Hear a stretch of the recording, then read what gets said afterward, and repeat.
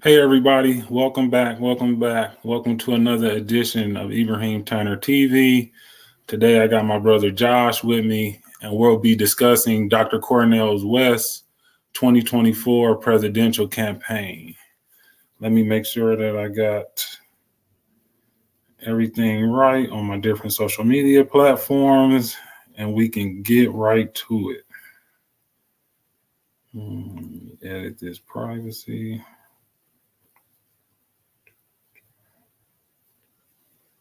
Okay.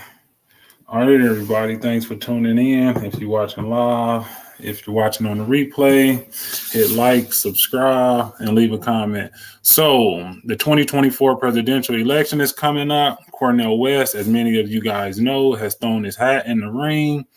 And what seems like a very great idea for a lot of people in the Black American, specifically in American Freedmen community, to vote for Dr. Cornel West or vote for the Democratic Party, which most of us continuously does. It's kind of, putting different people at odds, because we haven't had a strong Black candidate running for president ever. Right. And I'm including the Knicks runs by former people that I won't even address right now because I just don't believe they were on our side. So Dr. Cornel West is running. This video is not an easy video to kind of maneuver through because morally, I agree with over 90% of what Cornel West stands for. I agree with a lot of the arguments that he makes. I agree with the arguments that he has made throughout history. He's been pretty consistent with his stances. He stood up for our community when other politicians and people in academia and people with certain celebrity status would not. And I really have an admiration and a respect for Dr. Cornel West. With that being said, we kind of got to flush this thing out. Before we get there, though, I wanna kind of go off subject. Like I said, I got Josh with me. Josh, I think we got something special tonight, man. We got something here. Tonight's video has a sponsor. Tonight's video was brought to you by the white supremacists over at Oreo Cookie. Look at this ad, man. Look at this Oreo Cookie ad. This is crazy. Who thought of this idea?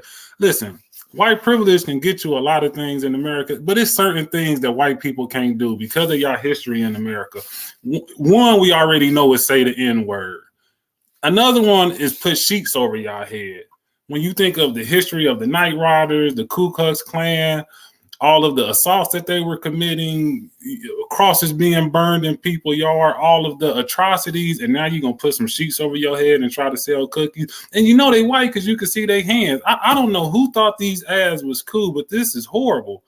Man, somebody needs to holler at Oreo Cookies. No. Oreo Cookies is not sponsoring this show. I just wanted to bring that to your attention real quick because I seen this and I was like, man, this is crazy.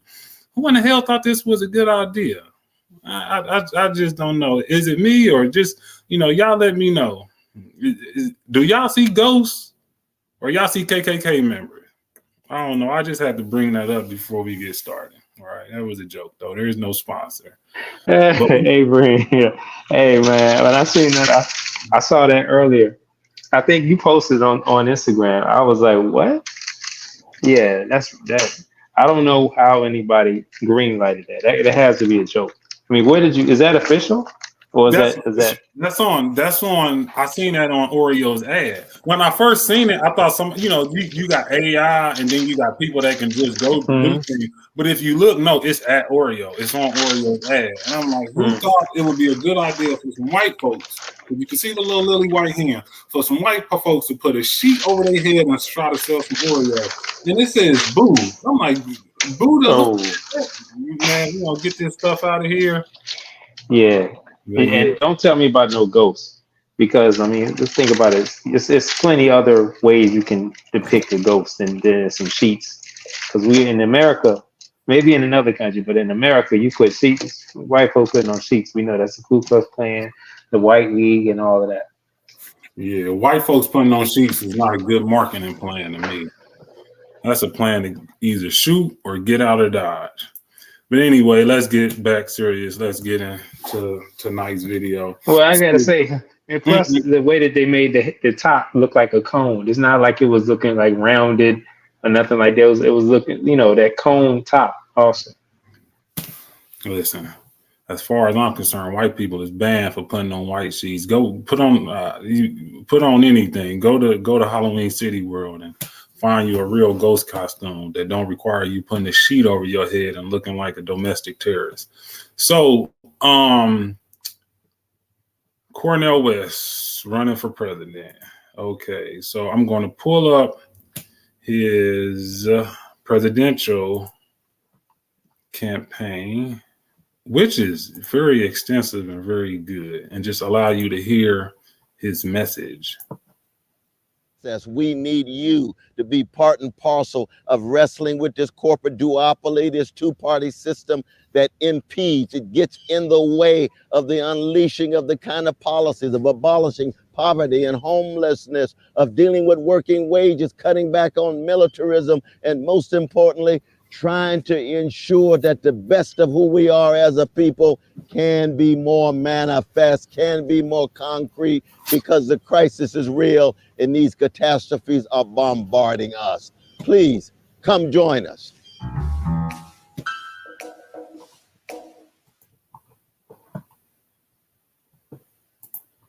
That's Cornel West giving you a quick speech. Like I said, I don't disagree with any of this. And as somebody who has a lot of admiration for Dr. Cornel West, there's not too many of his ideas that I disagree with. But when it comes to politics, I think we just need a certain type of person. And tonight's video is about fleshing that out. So we're going to start around 2008.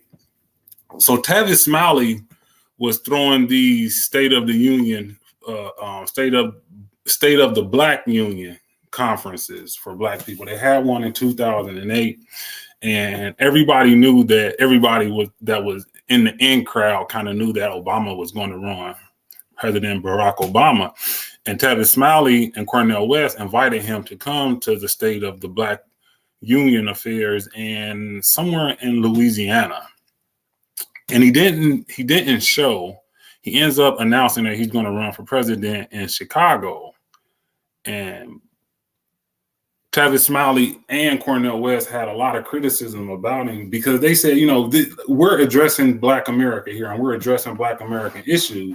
So it's problematic that you won't come and run because I know you need the support of us, of the community that you say you are a part. Now, this is before the kind of post-racial Obama, when we found out his upbringing and how he grew up in Hawaii and how he was, raised by his grandparents and went to boarding schools and this and that. This is when we still thought, Barack Obama had some American freedmen in him and he was tied to our communities. Maybe he, didn't just go to school in Chicago, but he actually grew up on Chicago, maybe on the South Side or the West Side, some of the historic American freedmen communities. And Dr. Cornel West is telling him like, hey, we know whatever happens, you're not going to win this presidency without us. So why don't you come to the State of Black Unions conference and run there? And Barack Obama declined. But they had a little spit spat, but then Barack Obama and Cornel West, they kind of hug and make up, and Cornel West becomes a surrogate, right? And this is something that I noted because there's a few times that Cornel West will critique somebody, it'll be valid, they'll have a falling out, but then they'll get back together, and it always seems to be like around election time. It always seems to be around election time they get back together. That's one thing I seen from Dr. Cornel West when I really first started to really examine, not his ideologies, but his character just a little bit. And nobody's perfect, so I'm not expecting him to be perfect at all. But like I'm going to say over and over in this video, American Freedmen need somebody specific to run as president, even if they don't win with certain type of policies. Now, I know you guys is all saying that he's not on a Republican ticket, he's not on a Democratic ticket, so he's not going to win anyway. And I totally agree with that. I totally agree with that concept. He's not even on, he started off with the Green Party, and I believe the Green Party will be on the ticket in like a guaranteed 38 states, and they just got to win 12 more to be in all 50 states. Independent party is harder. So he started off with the Green Party. They wanted him to do a bunch of public debates. I don't think this was because of Dr. Cornel West running as a Green Party member. This was something that was already in the works. He just happened to be running this year when all of this stuff comes into play. He doesn't want to do the public speeches, and because he don't feel like he has their support when it comes to issues of race and some other ideas that he got in his campaign, he decided to go down to independent. Now, this makes that process of really getting on the ballots even harder, because the Green Party has a stronger base and a stronger political party than coming in as an independent and trying to build this. And we have like a little bit over a year to elections. So numerically, Cornel West can't win. If you listen to his interviews, he's going to tell you over and over and over that he's not running on ideas, right? He's not running to kind of, shift the political landscape and push Joe Biden, or it looks like President Trump right now. And if he doesn't, or former President Trump, ex-President Trump, if he doesn't get arrested, right? If somehow he doesn't get arrested and convicted and sent to prison, it looks like President Trump. And not only does it look like President Trump will get the Republican nomination, it looks like he's the strongest candidate coming into 2024 right now, even over former President Joe Biden, because of a bunch of issues going on right now. And we know Biden will get the black vote, but it's how much of the black vote he'll get. And that's where a lot of the Democrats have a lot of critique for Dr. Cornel West, is that, they're going to say the same rhetoric that they say every year, right? This is the greatest, this is the most important election of our lives. That's what they say. That's the slogan that they use every year to come and get black people, and that your ancestors died for the right to vote. They don't talk about all of the other things your ancestors died for and all of the rights and freedoms that they thought they was going to get through the political process that's been denied. But that's another subject, right, where I don't want to get too far off track. So anyway, we're going to get into like Cornel West and Obama relationship. I'm going to start with my agreements with Cornel West, because like I said, there's a lot of agreements. So anyway, Barack Obama didn't come to the State of the Black Union Conference in 2008. West had some critique about him. Later on, they would make up. Obama would endorse Cornel West, bring him in as a surrogate. This is when things get a little bit shaky. West reported that he did 65 engagements for President Obama's campaign and was offended when the president didn't provide tickets to the inauguration. Cornel West not only came to the inauguration, he, as a surrogate, he brought his brother and his mother with him. I'm not, laughing at him. I'm just showing, Obama was just using Negroes and throwing them to the side. You got to think the first black president running on the Democratic ticket to actually win the nomination. And, even me at the time, right, we all just kind of like wooed Obama and put him up there as Messiah status, right?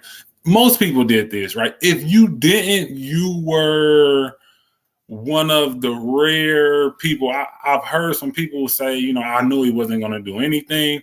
But for the most part, even when you look at the facts and the data, right, he got the greatest black turnout in the history of voting, right?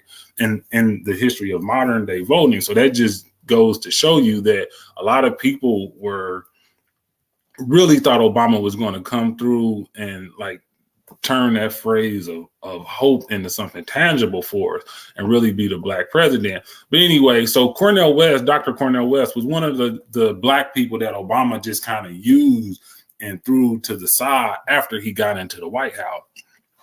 And West started to come out and have these critiques, not only West, but Tavis Smiley, while other people was taking up for him, right? And West said, you know, he took to the White House and in the football parlance, he faked left and ran right. Obama posed as a progressive, but turned out to be counterfeit. These type of statements over time really weaponized the Democratic Party. MSNBC, CNN, and other Democratic defenders of the left really ramped up their black base during the time Obama got into president. So they had a litany of black faces and voices like Mark Lamont Hill, Melissa Harris Perry, Al Sharpton, Jesse Jackson, to go after anybody who had any critique of President Obama. At the time, the whole theory in our community is that he's the first black president. He has an uphill battle. He's going to be faced with a whole bunch of racism. We can't critique him at all. We just have to be there and support him up this uphill battle. Dr. West and Tavis Smiley thought differently, and they started to see things in Obama, I'll say, and started to displace their agreements publicly before anybody else, right? So another statement by Cornel West was, I would rather have a white president fundamentally dedicated to the eradicating poverty and enhancing the plight of working people than a black president tied to Wall Street and drones. After he made a few public critiques, you had people like Melissa Harris Perry, who was basically let loose on Dr. Cornel West, and he took a lot of hits, right? He had to leave Harvard. He went to Princeton, and you just seem like this, you know, not drastically, but a downward spiral in his career. He was blocked out of a lot of White House affairs. And Ibrahim, why did he have to leave Harvard? I think that's important to point out. So he was under pressure for critiquing Obama, and they made it seem as if some of the things that he were doing on the side had impacted the work that he should be doing at Harvard. They were just really just making up excuses. One of the things. This is one connection that I think should be pointed out is, where did Obama go to law school? He went to Harvard Law. Where did his daddy go? He went to Harvard Law. Obama was a legacy student. You know, and it wasn't until Cornel West started to really be public in his critiques of Obama that Harvard started to come down and say, hey man, like you really haven't wrote a New York Times bestseller or some like a great piece of work since 1982, you know, somewhere in the 80s. And basically all of these side projects you have and some of these side discussions that you have, like State of the Black Union, which I thought was great, right? Because it really fleshed out. And if y'all get a chance, go back and listen to those old State of the Black Union addresses that they used to hold. They were really getting into the weeds on issues that impacted Black America. But anyway, I digress. So, and they were talking about some of his music exposés and just different things he would be involved in, and a lot of people didn't like that stuff. That was the reason that they used. But like you said, Obama is tied to Harvard, and at this point in time, Obama is the president of the United States. So you can kind of put two and two together and see how that matches up. So Melissa Harris Perry is writing these articles on against Dr. Cornel West. She starts in 2008, and you know, it just comes one after another. She's not the only one. It's Mark Lamont Hill. You got Al Sharpton. Just basically who's who of black faces on the left was gassed up by the Democratic Party to attack anybody who opposed Barack Obama, and Dr. Cornel West was number one. So West fired back at Melissa Harris Perry. And I think this is funny because it's kind of prophetic, right? So after she writes like her second or third article against him, West says on an interview that, you know, I have love for this sister, but she's a liar. And I hate lying. West called Harris Perry the momentary darling of liberals, but he prayed for her because she's in over her head. She's a fake and fraud. Harris Perry told Diverse that she left Princeton for Tulane in 2011 after some members of the African American Studies Department blocked her promotion to full professor. Later, we would come to find out that CNN just let her go. Right? She was in a hotel. They had some work going downstairs, and they didn't even ring her phone. So this is when Obama was on his way out. All of those black faces that the left was using, they just started to discard them and get rid of them. So Cornel West was kind of prophetic in that sense. Now I'm going to go through just, you know, some of his platform and kind of get into why I don't think Cornel West is the best person for Black America. So let me go back to Cornel West's campaign proposals. And this thing is very extensive, right? Like Cornel West really put some thought into this. And this is something I would expect him to do. So I'll get a platform. Can you guys see that? Okay, it's good. Now I'll just go through some of this and I'll just, you know, kind of tell you what I like and what I don't like. So we got economic justice, abolish poverty, abolish homelessness, establish a federal public banking institution to fund public infrastructure and green construction. So we got a little bit of the Green New Deal in, some infrastructure stuff. Everybody knows Biden already put out this massive infrastructure bill. I'm pretty sure if you live anywhere where there's a road, they're doing construction on it. Establish a federal universal basic income commission. I think that's, we're going to have to talk about that. Wealth tax on all billionaire holdings and transactions and all loopholes for the oligarchy. National $27 minimum wage special consideration for specific geographies where $27 an hour would not be family sustaining wage. I think that's a great idea. It's a great idea if you really value citizenship. Mandatory minimum of 6 months of fully paid parent leave, ensuring family sustaining and living wages for all disability benefit, national job program to assure full employment to every person, increase federal support for business established as worker-owned, cooperative, and other alternative work models, right to quality for affordable housing by eliminating coverage gaps, great, end to Wall Street, mass real estate holdings, and the marketization of human rights, break up monopolies, including big tech. So I think he wants to go after companies like Google, Amazon, ban corporate stock buyouts, and the use of credit scores for any decisions associated with finance, housing, or employment. Like, if you see, he really has a political imagination. And this is something that I, really like about his platform. He doesn't really hold back on what he believes in, but it's just too broad, right?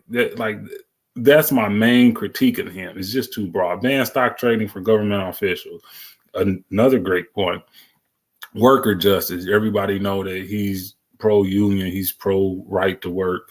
Establish a worker bill of rights that includes the end of rights to work state. Great protections for workers who attempt to unionize, right? Requirement for all nonprofit organizations to allow 33% of workers representation on all board of directors. He got some environmental justice. This deals with more of like climate change, the Green New Deal strategies, things of that, and water privatization, and establish a commission to address and solve drinking water crisis across the nation. That really impacts our community. It really impacts the Native American community as well. As you know, wherever Black people congregate and live, you probably got lead in your water. go beyond Medicare for all towards true health justice. This is one of his critiques of Obama, how Obama didn't do enough when it came to Medicare for all, codifying abortion rights as a constitutional mandate. So, and where is it at? At one of these, he talks about maternal mortality. And we know, when you target that, that's really dealing with American freedmen women. All right, he got removed transgender exclusive limitations for all healthcare policies. I'm gonna be honest with you that I'm like neutral on that. If he wants to do it, he wants to do it. But this is what I just mean by really broad. Let's get down to his racial justice. This is what really impacts us, our community, and the thing that we mostly go to when we look up people's policies, prescription. Reparations to address the unpaid debt to Black U.S. residents. I don't mind him using Black. I even used Black in this video, and I kind of thought about it. Maybe I should use American Freedmen, because when I talk Black politics, I'm really talking about American Freedmen. That's why I put it in the subtitle. I'm not talking about all Black people who may have immigrated. I'm talking about those who came out of bondage, out of slavery, and was freed by the Emancipation Proclamation. But if you look in the second point, he say directive to complete the reparations process and finding within 2 years so checks can be cut and sent to eligible recipients. I would like to see what his definition of eligible recipients is, but I do understand that he understands that reparations can't be broad-based. So I would like for that messaging to be in one of these bullet points, but I understand, you can't get everything in here. I think that's a very important one that should be there, though. Push Congress to pass filibuster, proof budget, reconciliation for reparations and land-back provisions in line with the Civil Liberties Act of 1988, end mass incarceration and codifying voting rights of all incarcerated people, and immediately reinstate voting rights for all returning citizens. Excellent point, right? Address the disproportionate mortality rate for Black pregnancies. That's the one I was talking about. Require public review commissions for every police force in the nation. That's a given. We should have been had that. Reinstate Section 4B and Section 5 of the 1965 Voting Rights Act. That's something that Biden ran on and said he was going to do. And then he got into the White House and he just broke far left. He just can't seem to get anything done unless it's giving aid to Afghanistan's or Ukrainians, Israelis. When it comes to us, he just can't get anything done. Establish a land bank commission to explore and address brutal land theft from attempted genocide and broken treaties with indigenous people. He has that under racial justice, but that would qualify a lot of American freedmen, especially in the coastal states. When you think about South Carolina and Florida, full use of federal forces to investigate and end the epidemic of missing and murder indigenous women.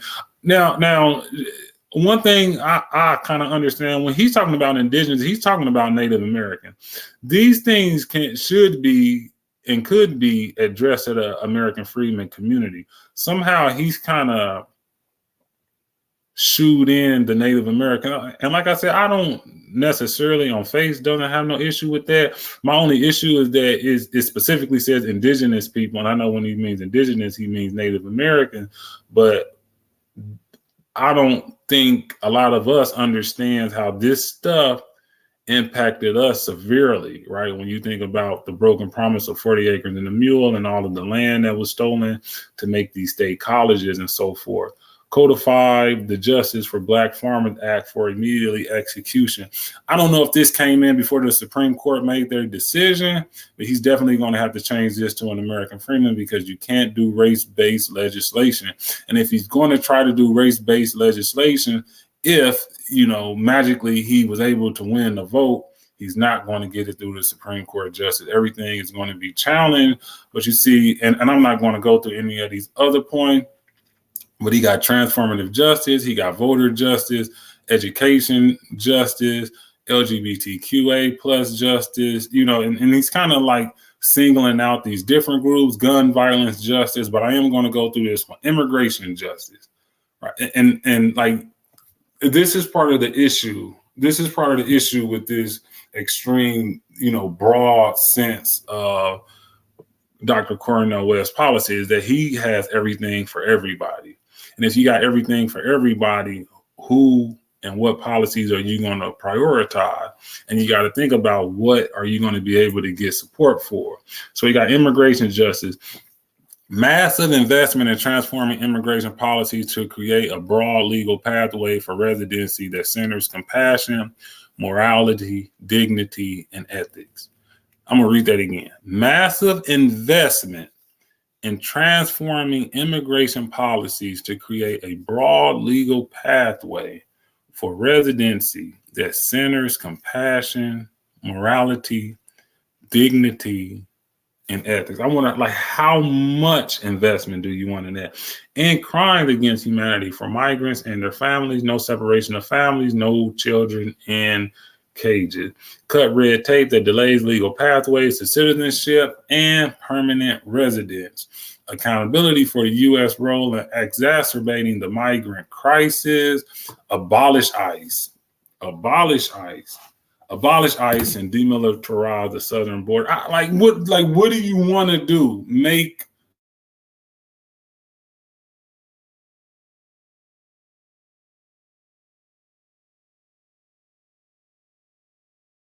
and immigration policies is very strict. Enforce international and national laws that allow for asylum seekers to enter the country without delays or prejudice. Then you got, man, I feel like a lot of this immigration stuff that I'm hearing, it just makes me think of like the Family Feud. You know that big red X in the rectangle? That's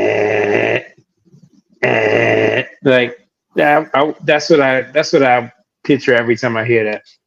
Because every time when I start hearing some of the stuff you're talking about, massive investment and abolish ICE,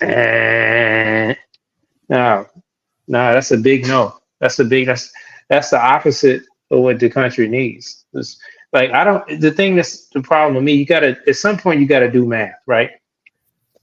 You gotta do math and you gotta triage. The American Freedmen, then we America doesn't really owe people that is permitting to come and have a pathway to citizenship anything. Especially it doesn't owe the people who are coming here illegally and then trying to subvert the laws because they want to get access to America. And then you want to say, well, they need to be at the same line as us. No, it doesn't work that way. You can't just leapfrog. And then I think what it is, like, people say it enough and they say it long enough and they see us making, like, we get to roll out all the plays. You see our plays, and then you just take our playbook, and now because you have the power because you've been allowed to flood into places and get large numbers in certain states and certain areas.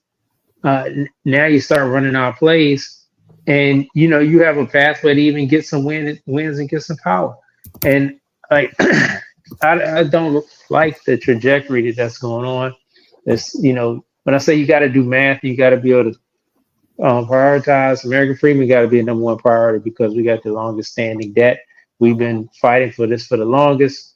And if you about justice, you got to put us first. Number two, you got to do math. All this stuff is going to cost. So if you're going to talk about massive investment in people who, a lot of them are not even citizens, who, you're talking about guaranteed jobs for all. How many jobs are you going to try to, you're going to flood the border open with more people. And then you're going to try to guarantee all these illegal immigrants a job? You can't, it's not going to work. You want to guarantee people that are coming in, like, you want to increase the amount of citizens, and then you want to massively increase the amount of government spending. That's not going to work. It's not going to work. If you would, as far as when I'm talking about government spending, I'm talking about on programs that's just basically giving them raising their floor, giving everybody floor. It's what we call a moral hazard. A moral hazard. When you are saying, we're going to provide all these things for you. And then, but guess what? Anybody can come in. It's like, look, I'm so generous. I'm just giving away my food. You can come in and have some. And then, but you got to have like a way to lock the door. You got to have a way to like have people respecting the boundaries of your house. Hey, if you want to come in, you got, you know what I'm saying? You got to send me a text. You got to send me a call. Not just anybody coming from other states away, and they want to come in your house to eat and think they can get to you. Don't you got kids? Don't you got a family? Don't you pay the bills in this house? Don't you, you know what I'm saying? You got neighbors and all that kind of stuff. And if people just started piling in and lined up in your house just to come eat your food, eventually you're going to run out of ability to provide food. And you're like, yeah, these people are just taking advantage. Yeah, that's what it is. And your kids starving. Your kids starving to death. You can't get nothing because you letting everybody else coming up and eat up everything and use up the resources, toilet clogged up, you know what I mean? The steps caved in, all this kind of stuff, water pipes busting. All this kind of stuff is going on in the country. So this immigration stuff, to mass immigration and giving everybody a big financial floor, elevated financial floor that really, come on, man, you can't do the same. You can't do both of them at the same time. You have to cut one off. You have to reduce immigration. You got to reduce the number of people that are coming in, and you know, some of them that are here illegally. You need to make sure they get justice is served. You know, and justice served is get those people up out of there, and then you can take care of your citizens. You got to take care of your citizens first. And that's where I'm at with it. In a voter base that's going to be antithetical to the stuff you're trying to do from those from your community, the American Freedmen Project. We know that over time, as people get their citizenship and start to vote, that they start left and then they go further and further and further right as they get more acclimated into the country. Also, when you talk about, you know, guaranteed minimum wage of $27 or more if you live in certain parts of America, when you talk about a universal basic income for he didn't really put a number on it, so I'll guess they'll like go back and figure out, you know, what you're qualified for and what you don't. But when you talk about UBI, you know, and then you're just going to open up the floodgate and bring a whole bunch of people in. No, and Cornel West would agree with this. We just need better geopolitics. We need to stop disrupting other people's countries in the way they politically lay out their landscape, right? And give them more support instead of destabilizing them, like when you think of Haiti and Venezuela. So a bunch of people don't become refugees and want to come to our borders. But you also have to put a gate up. And what we see now with a bunch of protests in Chicago and New York City is that some people got to go. Some people got to go. And I just don't know if, and you know, these is his word that he comes from a Christian prophetic tradition. I just don't know somebody who wants to lead with love in such a tyrant American political climate is the right person for us. And just that broadband politics, you know, you're not going to be able to fit everything on the table. So what do you have to take off? And I can kind of tell if you want to come and I don't think Cornel West will capitulate to anybody else, but he's a humanitarian and he wants to lead with love, and he wants, you know, everybody to be able to live in peace and harmony. The issue is you have to prioritize something. So my thing is what gets supported and what doesn't get supported, what gets left off the table. And I can see already that you're not going to get mass support from whites, not right now, on issues of reparations, on issues of social justice for people in our community. So what happens? You get the things done that you're able to get done. And, you know, that's probably, you know, being able to expand Medicare for all, being able to expand the Obamacare, being able to, maybe, segue into, a percentage of the working class poor getting the UBI, maybe some increased minimum wage. But what you won't get done is the things that you're not unwilling to compromise for. And his critique about Obama is that, you know, don't give me a black person that's tied to, you know, this fascist neo conservative state, right? Don't you know, you gave me a liberal, but he's really a moderate. And he comes in and he's tied to the banks and the oligarchies and everything that, you know, has been oppressive to our community. He just looks like a, and what Cornel West said, I'd rather have a white man that fights for truth and justice. And I agree too. But if we are going to have a black man, he's going to have to come in and not just a black man. If we are going to have an American freedman, he's going to have to come in and stand on certain principles that have long been overdue in our community.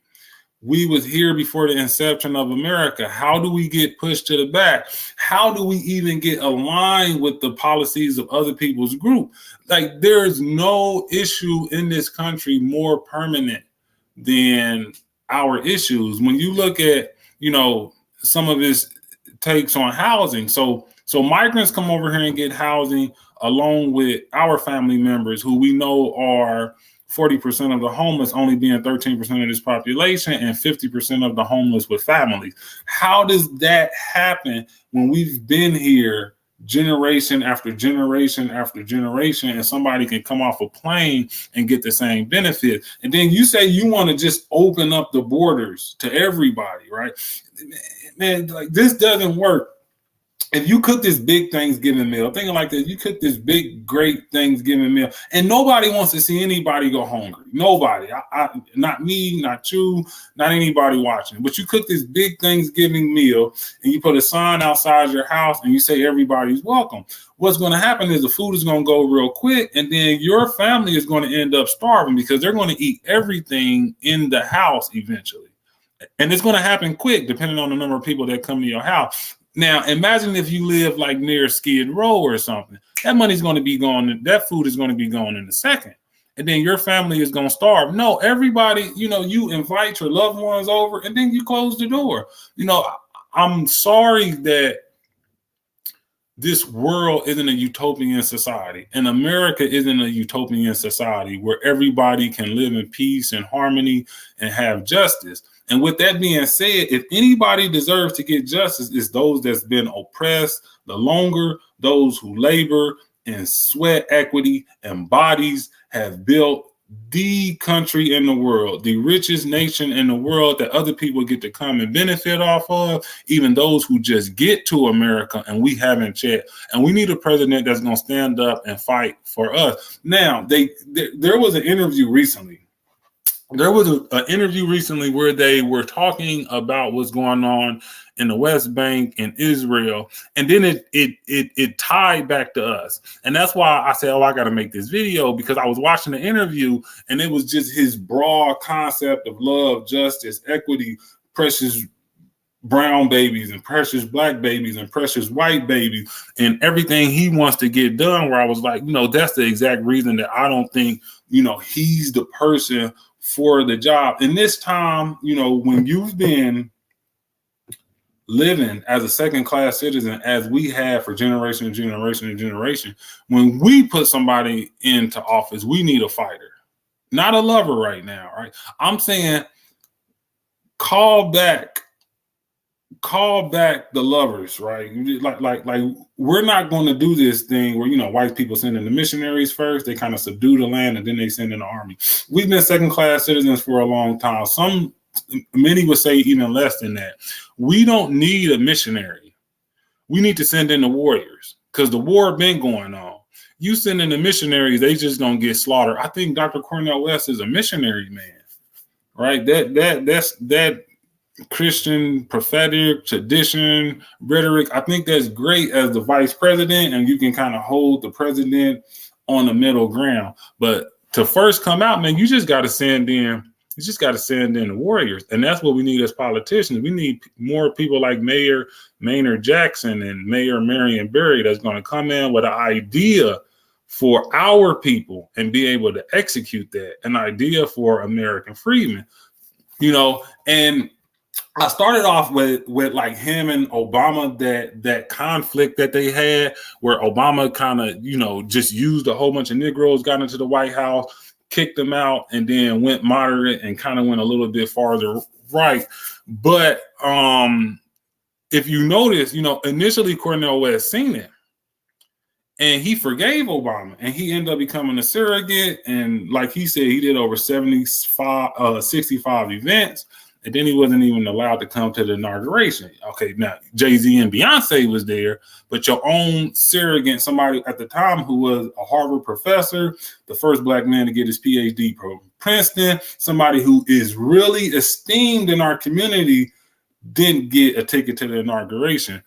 You know who else didn't get a ticket to the inauguration as well was Reverend Jeremiah Wright. That's another topic for another subject. But the point I'm trying to make is that Obama did this to a lot of people, right? Because he didn't want to be seen as the black president. My thing is that it was Cornel West that forgave him, and I'll compare that to just like he forgave and endorsed Joe Biden during our last presidential campaign where he said, I'm just going to hold my nose and vote, because they looked at Trump as the boogeyman, and they looked at Biden, and now this is what we're dealing with. Just this open borders crisis, where Biden even said during his presidential run that if Black America wants anything, that they need to go talk to the Latino community, because they are the future. And I'm like, whoa, this is crazy. That right there should have just annoyed his presidency when it came to us supporting him and voting for us.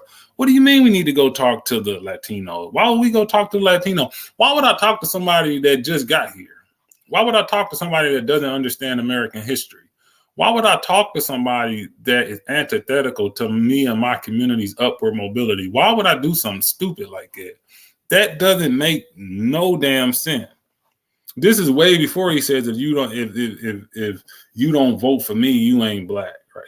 And that's the thing that I was like really turned off on Cornel West for a while, when he just said, I'm just gonna hold my nose. And it wasn't just him. You know, Maxine Waters said some things about how Biden has a racist past, but now we got groups like BLM, and he can't do the racist stuff of the past because these groups is going to hold him accountable. Well, we see how that's gone, right?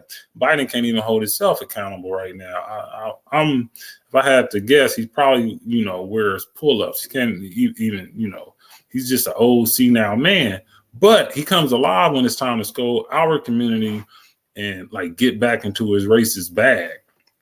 So here's an interview with Dr. Cornel West that kind of led me to do this video. And when I seen it, I was kind of just shocked, because he just brings this stuff up. And I didn't think that, because I'll say this. I'll say this before I share the video. I'll say this. You know, Nat Turner and John Brown were Christian men of the Bible. And Dr. Cornel West most closely identifies with the Black prophetic tradition that has deep roots in the church. You'll hear him say that over and over and over again. Over and over and over again. He says it all the time. So I want you guys to hear what he says in response to Hamas killing what he calls innocent citizens of Israel. But see, let's just bring it home to black folk. Sure. Nat Turner killed 55 white brothers and sisters, most of whom were just in the community. They weren't slave holders. They were beneficiaries of a barbaric white supremacist system. And there's been rich debates in the Black intellectual tradition. Was Nat Turner justified in killing those children? Was he justified in killing those old white sisters? And I've always said no. But Nat Turner is still somebody I identify with in terms of his spirit of resistance, because you can have the spirit of resistance against combatants, spirit of resistance against the system, spirit of resistance against property, like Spirit of the Nation of Nelson Mandela in South Africa, right? But no, because the problem is, see, once you unleash that kind of violence, then it takes on a life and logic of his own. The next thing you know, Nat Turner gonna be killing other black folk who don't agree with him. Next thing you know, you're gonna have the revolutionary vanguard killing their best friends, Stalin killing Trotsky. We can go on and on. Robert Steele killing his friends. It takes on a life and logic of its own if all of morality is thrown out. So we can have a critique of Nat Turner in terms of which same would be true with John Brown, right? John Brown, a white brother, in the name of black people, killing some innocent white children. John, I love your spirit of resistance, brother. You don't need to kill little Johnny just because he's a white son of a vicious slave owner. Little Johnny's got his own human significance.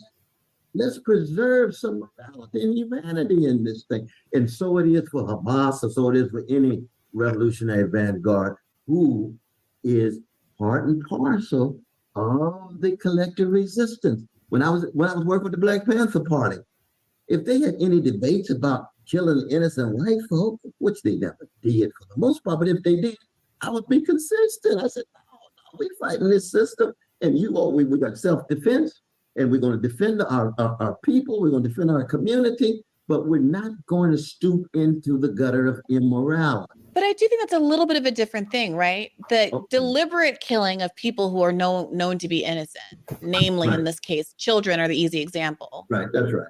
Is a different thing than the way that collateral, like actual, let's say, dropping a bomb from above, is characterized when one side does it versus the other.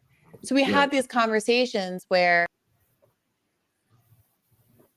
One more. Stop it right there. Because did you get that, Josh? His so his critique is so broad. And people got to really understand, the time. This is interesting because Nat Turner and John Brown was both in Virginia, right? And I'm just going to give you a little information on that.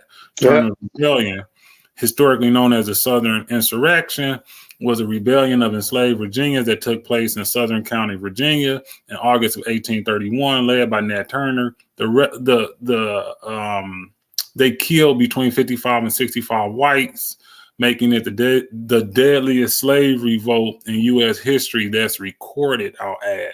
The rebellion was effectively suppressed within a few days at Belmont Plantation on the morning of August 23rd. Turner survived for another 30 days. There was a widespread manhunt. They eventually found him and executed him and 120 enslaved people, then enacted laws that enable not only free blacks, but enslaved blacks from learning to read. And, they were already keeping them from getting the education. When you think about John Brown, 1859, was a prominent leader of the American abolitionist movement in the decades preceding the Civil War, first reaching national prominence in the 50s for his radical abolitionism and fighting in Bleeding Kansas. Brown was captured, tried and executed by the Commonwealth of Virginia for a raid and incitement of a slave rebellion at Harper's Ferry in 1859. So just 6 years, or not even 6 years, just a few years before the Civil War starts, John Brown sacrificed himself in the name of abolition and freeing the slaves and really fighting for the American freedmen that was being stolen and put into slavery, even after some of them bought their freedom or lived in free areas. But the point I'm trying to make is that, and I believe that, nobody is above critique. Nobody is above critique, but I just don't see how in the antebellum South that you can go back and critique a person that was born into slavery. His whole life existence was marginalized by whites. And then when he lashes out and kills people and tries to get his people free, you come back and say he shouldn't kill nobody innocent. So, Islamically, you're only supposed to attack your oppressor and like those who are oppressing you. But what happens when you live in a whole oppressive regime where everything is predicated off the extraction from one group to benefit the other group? That's what Nat Turner was dealing with. these wasn't just white people that was just, in town for that weekend or that came from, some far off land and was just visiting in America. These were people that were benefiting off the oppression and the apartheid state of what was then America in the antebellum South. Even when you think about John Brown, who knew whites better than John Brown? He was part of their community. I'm gonna say this: if anybody know who needed to die, John Brown know who needed to die. I can't critique him in that capacity because he didn't just sacrifice himself for our freedom; he sacrificed his sons as well. And then you come back and try to overanalyze what's going on between Hamas, the Palestinians, and the Israeli for trying to get their oppressor's foot off their neck and for shooting up a concert. Why would you have a concert on the side of a concentration camp? That's the problem right there. The problem isn't me killing these people. The problem is these people are able to go out and celebrate and do these jovial activities at the behest of my suffering. Like, nobody even cares that there's a concentration camp over there. When you hear rhetoric from the Jewish community, well, not even rhetoric, right? But they really like to tell the story of what happened in the concentration camp. But now you got concentration camps in Israel, and we just gonna put a concert right next to it. We got a concert going on, we got a concentration camp going on, and when people break out, right, of their suffering and try to get some relief and create an attack that garners national attention and international attention and has everybody in the world talking about these people that's being subjugated and oppressed and marginalized, you double back down and you say, well, they went too far. Well, they already did everything else they could do. They sent letters to the UN. They sent peoples to the United Nations to address everybody. They protested as much as they could. They even got shot down while they was protesting. When you think about slaves, right, we escaped the freedom when we could. And then some people got brought back and other people bought their way to freedom and they got kidnapped and stolen and their bodies was brought back. Imagine working your whole life for pennies on the dollar, right? For an incremental amount of what you should be getting paid and have to save that money up to buy your way into freedom and think you're going to buy your family into freedom. 20, 30 years of toiling hard labor, 6 days a week, sun up to sundown, picking cotton, rice, tobacco. You buy your way out of slavery and then somebody just comes and steals you and puts you right back in there.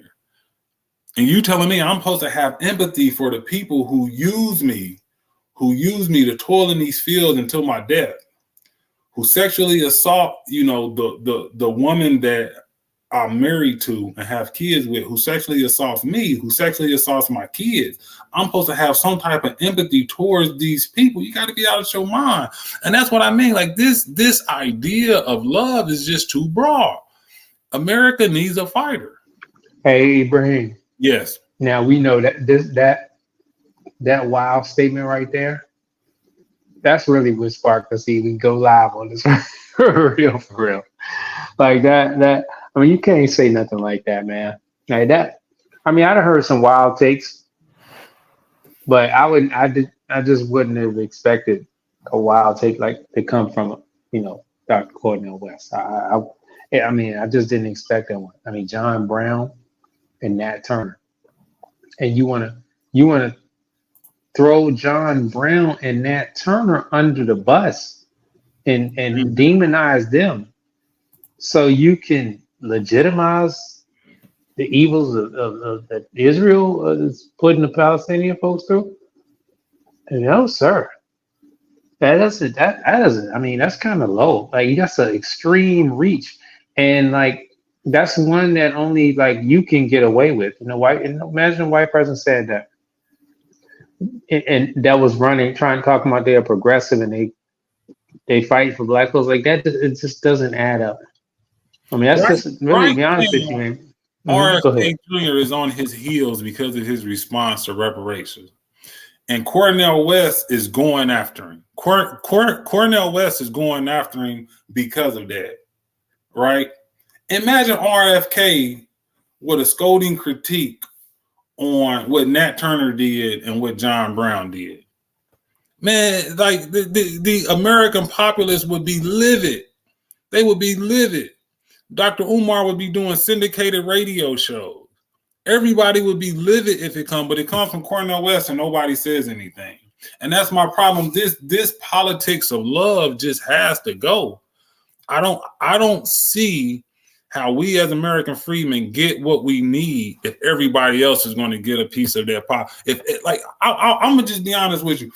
For generations since we've been in this country, we built this country. We built this foundation before it was anything. Before anybody wanted to come here, we were here. We were toiling and doing the labor, right? And we haven't had a seat at the table. We haven't had a seat at the table. If we get a presidential candidate, if we get another black person, right, especially American freedmen, right, we need to be at the table en masse. And guess what? Somebody's got to be excluded from the table. Somebody got to be excluded from the table. If you ask me, the first people I'm going to exclude from the table is new immigrants. The first one is asylum seekers, people who think they're going to come here and be immigrants, and new immigrants that's already here. Y'all might have to go. Y'all might have to go. We got 10 seats. 3 of them might be just for American freedmen. I'm sorry. 2 of them might be for whites with the spirit of John Brown. Maybe the next 3, 4. But this idea that he can get these policies passed, right? He can get these policies passed, truth, justice, and love. But you see, it's never extended for everybody. Even look at the coloring of this, right? You got the creamish brown, you got the dark brown, you got the white. Like, this man is pandering to everybody. You can't be everything for everybody. You like right now, and don't get me wrong, everybody's talking about what's going on in the West Bank, right? Everybody's talking about what's going on in the West Bank, but you're running a campaign. You're running a campaign. So you got to always bring back the focus to the people you advocating for. You got to prioritize us. I don't think Dr. Cornel West is going to prioritize us. I just don't think that's going to happen, right? And that's why he was so willing to do that critique of John Brown and Nat Turner, right? That's not the comparison we need. That's not the comparison we need. That's not what we need right now. That's the politics of losing. So I'm gonna be honest with y'all, right? And I gotta like preference this a little bit, because anytime anybody says this, black people just turn their ears off. So last election, everybody told you Trump was bad, Trump was bad, Trump was bad, Trump was bad. Biden is better than Trump, right? They're both evil, but you got to pick the better of 2 evils. Now we got people in New York City that's being displaced. They homeless. They sleeping on the street. It's getting cold now. Last week, I don't know if it happened in y'all cities, but last week, especially in Indianapolis, the weather flipped, right? So now the teeth come out when you homeless and you undomiciled. Maybe you living in your car, what have you. You got migrants that's getting preference on housing in Chicago, right? The Windy City, where it gets very cold, in New York City and other parts of the region. And you got black people who is being displaced. You got migrants being able to usurp all the benefits of the social safety net while black people is being kicked out. I don't hear Cornel West speaking on those issues. I don't hear Cornel speaking on these issues. So I say all that to say that last time we got together and we said, we either going to not vote because none of these people have our interests at heart, or we're going to vote for Biden. I know y'all know when Ice Cube came out with the Black Contract for America that he got scolded and he got turned down. And they was basically saying this man is anti Black American politics. And they got Roland Martin stuttering himself coming out to just kind of beat him down. And they tried to have him hook up with Alicia Garza and do some stuff for the LGBTQA black women because that's all they do. But I gotta say this. I think this year we should vote for Trump. And I'm gonna tell you why. One, Biden gave money to Afghanistan, Biden gave money to Ukraine, and now he's doing an address to the nation that said he's going to put a package together of $8 billion he's trying to do for Israel, right? He gave $100 million to Palestine, but the Hamas are the government officials up there, so I think it kind of goes to Hamas, which I don't have no issues with that because they have a right to fight back when they're being occupied in their country. So the benefits for voting for Trump this election, right?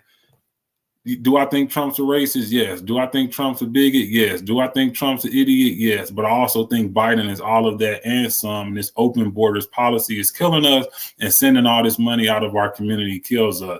So we get Trump back in office. It's going to be a 4-year plan because he's already did 4 years. He tightens up the border with his policy. Even if he doesn't build the wall, he tightens up the border. He turns his focus to all of the immigrants that Biden has let into office. You know, we get to squash what's going on in Chicago and New York City and stop it from spreading to all American Freedmen communities. And I'm sure it's in many American Freedmen communities, just not as prevalent like New York and Chicago. And he also reinvests in America, I would hope. But I'm just, taking it as face value and being honest as possible, is that we're not going to get anything with Biden. And what we already have, we're going to have to concede to new Americans that's coming across the border legally and illegal. See, the issue is they're only talking about those who are coming across the border illegally. On Fox News, on CNN, on MSNBC. They're not talking about the ones that's coming legally. I think we know that, Trump doesn't have the best political concepts when it comes to immigration, but he fiercely goes after immigration, especially illegal immigration. At this point, because we live in a two-party system and it looks like Trump is going to become the nomination, if you watch the first two Republican debates, everybody else was just seeing who was going to come in second place and potentially be able to get a VP seat. When I look at the left, or, that's the right, when I look at the left, Biden is basically running unopposed. You got RFK, and then you have Dr. Cornel West, and numerically, neither one of them can win. I just wanted to do this video to kind of flesh out my issues with Cornel West's campaign and how it's too broad and how he's going to leave a bunch of things off. And I think the things he's going to leave off is us. So I think there's no reason to get behind him and give him that push, even if it's for 5%, 10%, 12%, whatever. I think we should just anchor down and vote for Trump for the reinvestment in America and for him to tighten up the borders. I'll say it again. Yes, I believe he's a racist. Yes, I believe he's a bigot. But I also think that Biden is a racist and a bigot. And we know he passed policy and he used the bully pulpit to put mass incarceration on rollerblades and do 100-to-1 crack versus cocaine laws and incentivize police to run up in our homes and incarcerate us in mass numbers. And that didn't just happen to those who was guilty, that happened to those who was innocent. And then made it hard for people to get back into society and become a productive citizen. You're locking kids up at 15, 16, 17, young men up at 18, 19, 20 years old and telling them to do the next 5 to 20 years in prison. And there's no transformative rehabilitation program that's going on in the prison. And Obama comes in and he brings it from 100-to-1 to 18-to-1. It should be 1-to-1. But when I look at Cornel West's racial justice program, right? Reparations to address the unpaid debt to Black U.S. residents. Black residents. He doesn't specifically state who gets it. Directive to complete the reparations process and findings within 2 years so checks can be cut and sent to eligible recipients. Push Congress to pass filibusters, but then we come down here. He got the LGBTQIA justice, right? But he also got the immigration justice. It's like all of these can't fit at the table. All of these can't fit at the table. And I say it again, I agree with about 90% of Dr. Cornel West's ideology and his stances on things, his critiques of Obama, his critiques of Joe Biden. But then you see him fold and become a surrogate or publicly support these same candidates. And I'm like, we need a fighter. American Freedmen deserve a fighter. And that's probably, you know, really why he's critiquing Nat Turner and John Brown, because those guys are fighters. Those are fighters. You can't do racial justice and immigration justice. You can't do UBI and immigration policies. It just doesn't work. You can't open up the floodgates and then feed everybody. It just doesn't work like that. I know America is the richest nation or one of the richest nations in the world, but we don't have an infinite amount of resources. You can only fit so much at the table. And that's the problem. That's the problem with Cornel West and the politics of Cornel West. You know, American Freedmen need a president and politicians that's going to fight for us. We got too many people that capitulate to white power and white authority. We got too many people that capitulate to white voters. Nah, just come in swinging. And if they don't want an American Freedman that comes in swinging, let them kick you out. Let them say no. And we're going to send the next one that come in swinging.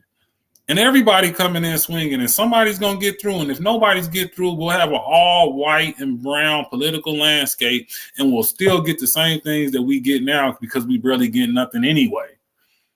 And then when people look in, they can say, well, we don't have no American Freedmen politicians. And we'll just say, yeah, that's because they won't allow us. They won't allow us to be full citizens. They won't allow us to advocate for the issues that's pertinent to our community. So they locked us out. See, right now we in the house, but our policies is out in the yard. Y'all remember when Mark Morial went to go see President Obama and he made him go outside and do a news conference in the snow? See, that's how our politicians are. See, they get to come to the White House, but they got to leave their advocacy work for our community outside. You outside in the snow with that little dog that was running around the yard. You outside in the snow. You outside on the line. Most of us is outside of the gates. We on Pennsylvania Ave looking. That's where they left the advocacy work that we need in our community. And like I said, you know, we can't send in no missionaries. Politics is vicious. Politics is a bloodbath, and you need a warrior. You got to send a warrior in here to do the work. And Dr. Cornel West, while I love and admire a lot of the work and advocacy he does for our community, just that broad band of love and peace, precious white babies, precious black babies, precious Palestinian babies, and my heart goes out what's going on in the West Bank. But right now, we need a fighter. You need a fighter, and if we can't get a fighter, just give me Trump. Give me Trump, and he can work on them two issues of protecting the border, right? I mean, Cornel West wants to abolish ICE. He's saying abolish ICE, right? Fast track people that qualify for asylum seekers. Keep families together. Like, you want to keep your family together? Stay where you at. How you cross over 3-4 countries and make your way into America? None of those other countries was sufficient for you to stay and build a life. How does someone do that? How does someone go from the Eastern Hemisphere to the Western Hemisphere and end up at the South border? What mode of transportation did you pay for to get there? Now you just got to go back to where you came from, because like I said, 40%, we 13% of the population, 40% of us is homeless. And we 50% of the homeless with families. You making way for everybody else, but nobody's making way for us. How do you come in as a group of people that's been on the floor the longest? And I show this every show. I don't think there's been one show where I haven't showed this. That bottom line is us, and we've been here the longest. We've been here longer than most of these families up here at this blue line. Yeah, I know we've been here longer than the yellow line. The yellow line is Latino, and the yellow line is higher than us. Some of them just been here for a week. I'm being literal. Some of them just been here for a week. Some of them been here for a year, 10 years, 20 years. We've been here since the inception of this country. And before that, when it was controlled by the British. We've been here before the Irish. We've been here before the Italians. We've been here before the Polacks. We've been here before everybody that wasn't from Great Britain that came on them ships that we came on. We've been here.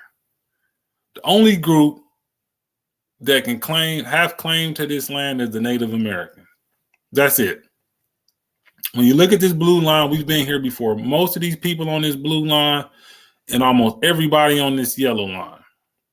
But yet we are at the lowest point when it comes to inequality and wealth. And you got somebody that's about to come in and say, I want to give everything to everybody. Now, somebody got to get taken off the board. Somebody has to get excluded. And that's why I believe Cornel West is just not the man for the job. The man who critiques Obama for not coming to the Black State of the Union but ends up becoming a surrogate. The man who critiques Joe Biden for being a racist that he is, but then eventually comes up before the election and endorses him is not the fighter we need. We need somebody with the spirit of Marion Barry. We need somebody who puts American freedmen first. I'll even take somebody who puts black first, but you're not about to give me nobody that puts the masses of poor people first, because even though we are a greater concentration of the poor, we don't have the greatest numbers of the poor. That was what was wrong with Bernie Sanders' campaign. And Cornel West endorsed him. And I thought he should have been more vocal against Bernie Sanders, especially in the second run. That's a problem. That's a problem in our community where we think we can escape our community and somehow elevate to the heights of American society without bringing our people along with us. Martin Luther King Jr. said, we either rise together or fall together, and we've been falling. When you look at the degeneracy in the music, in the movies, in the imagery, when you look at social media and the marriage rates, and in the productivity and the incarceration rate, when you just look at like a lot of the degeneracy that goes, because everybody sees themselves as an individual. I was thinking about it today. I was thinking that, most of us live like these transient lives in America where we'll stay at one place. And this is because we don't have no wealth. We really don't get established. We'll stay at one place for maybe, 6 months to a year or two, and then we'll move somewhere else, and then we'll move somewhere else. And even the small percentage of American freedmen that own homes, like, is your neighbor's American freedman? Do you even know the names of your neighbor? And I say that to say we don't have community. We don't really have community anymore. We're trying to build this thing up, but we're going down. We're going down as individuals. So you can point to a few black billionaires. You can point to a few black millionaires. You can point to some Negroes on TV. You can't point to no communities that's going up. Even Prince George County is going down. It's going down. And that's the wealthiest black community in America. So we got to get this thing together. And I just don't think Cornel West, I don't think a man who stands before us and includes Nat Turner and John Brown in his critique of why Hamas shouldn't have killed people who was occupying their land and having a music festival outside of a concentration camp is the man that's going to be able to be the driving force politically and get us from where we are to closing the racial wealth gap, getting reparations, getting the Freedmen's Bureau, or getting anything that can get us moving in the upward trajectory in our community. I just don't see Cornel West being that person. And those are my critiques on Cornel West. Is he morally in the right? Yeah. I'm not here to argue with that. Is he morally right? But America is not a moral place. I don't know if there's a space for for somebody who has a message like this. We need you to be part and parcel of wrestling with this corporate duopoly, this two-party system that impedes, it gets in the way of the unleashing of the kind of policies of abolishing poverty and homelessness, of dealing with working wages, cutting back on militarism, and most importantly, trying to ensure that the best of who we are as a people can be more manifest, can be more concrete, because the crisis is real and these catastrophes are bombarding us. Please come join us. I can't join that. I can't join that. I was missing something. I was missing the language of my people. I mean, this is the thing, and just numerically, right? Numerically, and I'm just numerically speaking, a vote for Cornel West is just a wasted vote. It's just a wasted vote. He goes from the Green Party to Independent. He didn't have a chance with the Green Party. They were stronger than being an independent and running on your own. And, you know, while it may take a vote away from Biden, the left will say, let's not just take a vote away from Biden. We see what policies he has destroyed what little communities we have, and like eroded the social fabrics that, you know, we depend on. We depend on those shelters in Chicago and New York City and other places where we live. We depend on those dollars that they get for those social service programs, and they've taken that money and they've given it all to immigrants. Then he's taking money straight from the federal government, and you know, before we can even see it, just shipped it over to Afghanistan, shipped it over to Ukraine, shipped it over to Israel, shipped it over to Palestine. You got people out here that, you know, I don't know if it's still going on, but there was a shortage on baby formula. And Biden was giving money to Ukraine. It's like, man, you got to get this guy out the White House. He's a menace. He's a menace. If Trump want to come in and put American first, and I'm not stumping for MAGA, I'm not trying to replace Candace Owens or King Face. Like I said, I think this man is a racist. He's a bigot. He's everything they say about him. But I also believe Biden is worse. And in this moment of time, we got to get those borders closed. And if you talk to many immigrants, they'll tell you the same thing. Now, I'm sure people will come and critique this video when they see it, and they're going to say, this guy is xenophobic. This guy is xenophobic because he don't believe in the suffering of our poor immigrant brothers and sisters. And no, that's not true. I believe we need better geopolitics. We need to stop unstabilizing these people's region so they can live in peace and have some prosperity in the land that they come from. That's what I believe. So they won't be unstable and they won't be forced to come over here. But then you got a lot of people coming over here just because of the benefits of a first world country, or because our benefits outweigh some of the benefits of their country. So it's like a luxury transfer. We do a brain drain. We get the best immigrants, and the best immigrants to America are those that's anti-Black. So those are just my thoughts. I appreciate everybody's tuning in. I'm going to end this video. Like I said, please watch, share, and subscribe. I believe this message is important and our thoughts need to be heard. And as the Democratic Party ramps things up for 2024, I just think we need to have these nuanced conversations. With that being said, I appreciate you, Josh, for coming on. If you got any closing remarks, just jump in. If not, I'll close out on that. I appreciate everybody from watching the video. Thanks. Please like, share, subscribe, leave a comment. And what do you guys think? Who do you guys think we should back? Should we not vote? Should we vote for Biden? Should we vote for Robert Kennedy Jr.?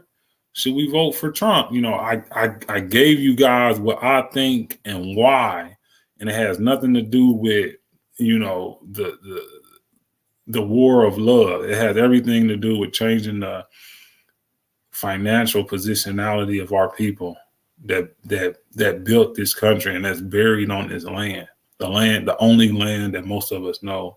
So with that being said, peace, everybody. Peace.